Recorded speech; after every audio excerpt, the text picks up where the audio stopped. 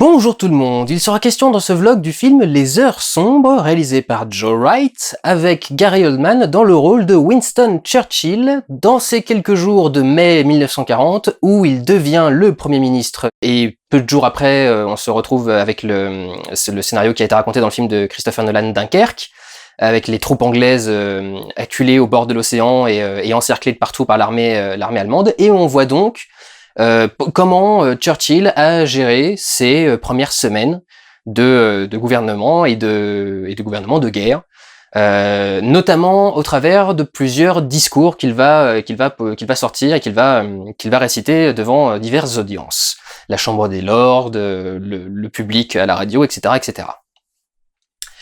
Le film est pas mal du tout. Les performances d'acteurs sont absolument géniales et incroyables. Enfin, vraiment, le Gary Oldman, il est méconnaissable dans son rôle. C'est pas la première fois d'ailleurs qu'il disparaît derrière une prothèse.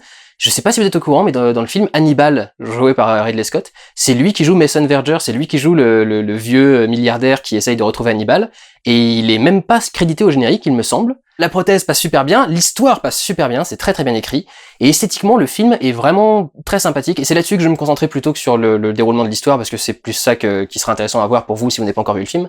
Je vais me concentrer plus sur la réalisation, qui est assez belle, et qui se concentre sur deux points particuliers. Le temps, qui est essentiel, vu que les choses vont très très vite à ce moment de l'histoire, et Hitler envahit, il détruit des armées entières en quelques semaines, là, littéralement. Donc c'est quand même un moment où le temps est très important, et il va y avoir beaucoup de moments où le film va se concentrer sur le temps. J'y viendrai dans le détail. Et la lumière. Le film s'appelle Les Heures Sombres, et donc, de façon assez logique, la plupart des décors du film vont travailler une opposition entre la lumière et l'obscurité, ce qui est plutôt très joli et plutôt très bien fait. Beaucoup de petites astuces de mise en scène intéressantes sur lesquelles je reviendrai, mais vraiment, globalement, je vous encourage fortement à regarder Les Heures Sombres pour vous faire un avis global. C'est extrêmement bien fait, c'est très bien raconté, et si vous aimez le discours d'un roi, par exemple, qui est sur pas exactement la même période, parce qu'à ce moment-là, Churchill n'était pas encore Premier ministre dans le discours d'un roi, mais c'est un petit peu les mêmes... c'est un petit peu le même thème, quoi, les mêmes façons d'écrire, et les mêmes façons de se concentrer sur les personnages et sur certains de leurs discours. Sur le discours d'un roi, c'est encore plus particulier parce qu'il y a le problème de bégaiement. Voilà. Pour aller dans le détail, du coup, travail sur le temps. Les dates vont être affichées en très très gros sur le cadre. C'est pas courant. Généralement on essaie de les mettre un peu plus petits, mais bon, peu importe. C'est pas ça le plus important. C'est pas qu'ils soient très gros. C'est surtout la façon de fonctionner. C'est que il aurait pu juste afficher les dates et les changer au fur et à mesure. Et en fait, il fait pas ça, il change les chiffres du jour, parce que on est toujours en mai, il y a que le chiffre qui compte. Et au lieu de le faire changer par un fondu ou en faisant disparaître en tant que jour-là, il fait le fonctionnement d'un réveil je sais pas comment ça s'appelle, un réveil circulaire, un réveil circulaire. Vous savez, vous avez des disques, et sur les disques, vous avez les différents chiffres de l'heure qui sont marqués. Vous avez les 12 chiffres qui sont marqués, et du coup c'est comme si on avait un disque qui bougeait et qui faisait donc disparaître par le bas le chiffre du jour d'avant et arriver par le haut le chiffre du jour d'après. Ce qui fait qu'on a vraiment cette notion de la roue tourne, le temps avance et la roue tourne, et du coup c'est vachement intéressant, je trouve, de faire ça au niveau de la mise en scène et de le faire systématiquement. En plus, à chaque fois que la date apparaît, il y a toujours ce système-là qui est utilisé. C'est une bonne façon de nous indiquer qu'on gère le temps. Il va y avoir des plans très intéressants, ou des moments de stress où on va se concentrer sur l'aiguille des secondes d'une horloge qui est en train de monter petit à petit jusqu'à l'arrivée d'un truc très important. Donc encore une fois aussi cette insistance sur le temps. Également sur le travail du temps, il y a une séquence où Churchill est un peu en extérieur, et il va regarder les gens dans la rue, et il va être assez fasciné par ça. Et du coup, le plan va passer au ralenti, pour montrer que les gens essayent de continuer leur vie, et que finalement, quelque part, ils sont un peu protégés dans leur monde, et qu'ils se rendent pas compte de tout ce qui se passe autour d'eux et de la vitesse à laquelle les choses vont autour d'eux. Donc Churchill est à un temps différent des gens qui le regardent par la fenêtre, puisque il regarde des gens qui passent au ralenti, et quand on est sur lui, le plan est en vitesse normale.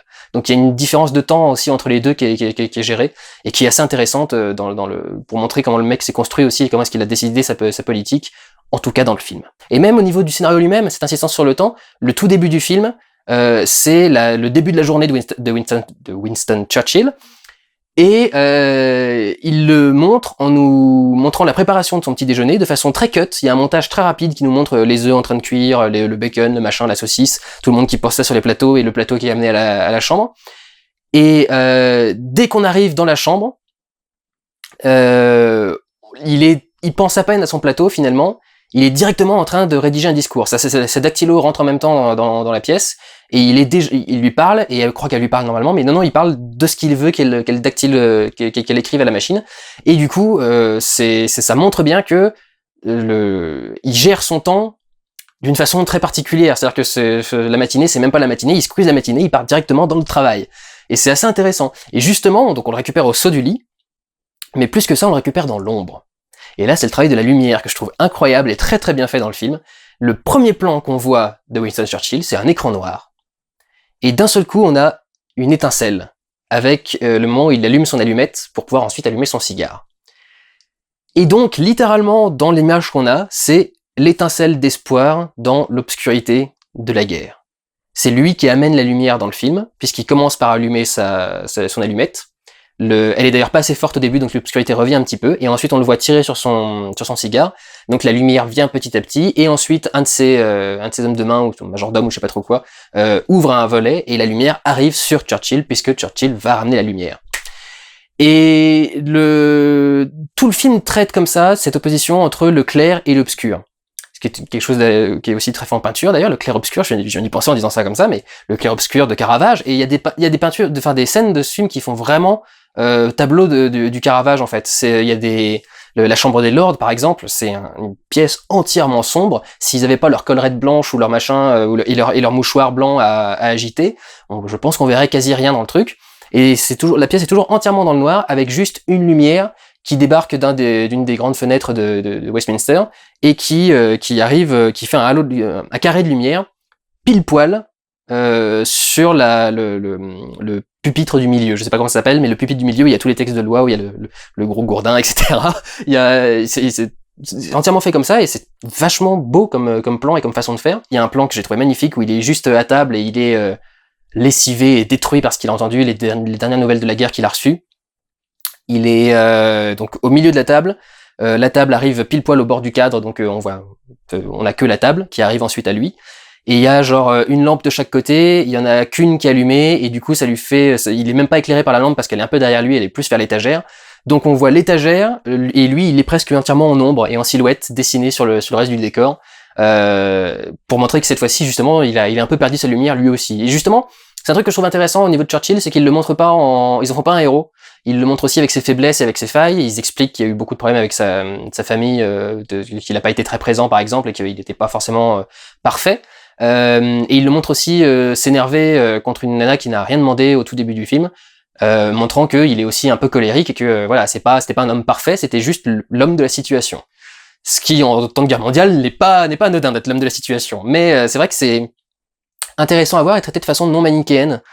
Donc c'est effectivement plutôt bien fait. L'idée que Churchill est l'étincelle d'espoir dans l'obscurité. Il y a un plan où il prend un ascenseur, il est donc enfermé dans un petit rectangle orange avec les grilles de l'ascenseur, etc.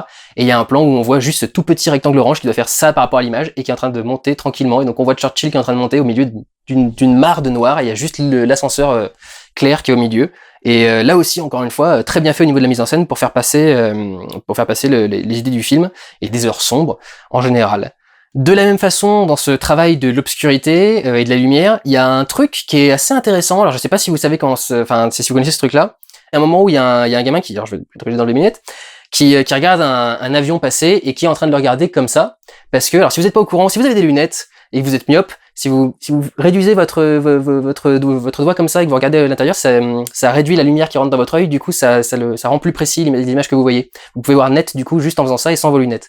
Et du coup lui il fait ça pour voir l'avion passer et ne pas se faire éclater par la lumière du ciel. Et du coup le plan reprend sa main, il va totalement fermer la main pour fermer le plan. C'est-à-dire qu'on va, au lieu d'avoir un cut, on va couper la lumière qui arrive à l'intérieur de la caméra en passant la main devant. Sachant que le film vient d'une certaine époque pendant laquelle le cinéma devait faire ça, je pense, à certains moments, ça peut aussi avoir du sens au niveau de la mise en scène et c'est vachement intéressant. Et en travail de de gestion de la lumière, etc. C'est assez intéressant. Et pour finir du coup sur la mise en scène, il y a beaucoup de plans, comme on est sur les heures les plus sombres de l'histoire de l'humanité, qui représentent en quelque sorte le jugement divin. Il y a pas mal de plans qui, il y avait déjà le gamin qui regardait le ciel, et il y a un côté mise en rapport entre l'humain et le ciel, mais il y a un côté vraiment jugement divin avec certaines scènes qui vont se terminer avec la caméra qui recule et qui sort d'un bâtiment et qui nous fait une vraie vision zénitale, divine presque, de tout le territoire qui est en train d'être attaqué par les Allemands et de la quantité de destruction qui sème sur leur passage, etc. Il y a vraiment beaucoup de plans où la caméra va remonter comme ça, parfois même va redescendre, accompagné de ce que vous supposez. Et donc c'est vrai que c'est plutôt intéressant et très bien fait comme style de plan. Et il y a surtout un plan que je trouvais très joli, où on voit justement une série de bombardements allemands, et on les voit donc en plan zénital depuis le ciel, et la caméra est en train de passer sur le côté, du coup elle fait un léger travelling, comme si elle était sur un avion tout bêtement, qui est en train de filmer vers le bas. Et on a plein de bombes qui explosent, et du coup ça pète, et ça fait plein de fumée partout, et au bout d'un moment la fumée se dissipe, et au lieu de voir le sol comme avant, la caméra en fait s'est rapprochée, entre guillemets, entre temps, et se termine sur un visage de soldat mort. Sauf que comme on n'a pas vu la caméra se rapprocher et que le mouvement de rapprochement de la caméra n'est pas transcrit visuellement, on a un nuage qui arrive au niveau de la caméra et elle continue à avancer tranquillement.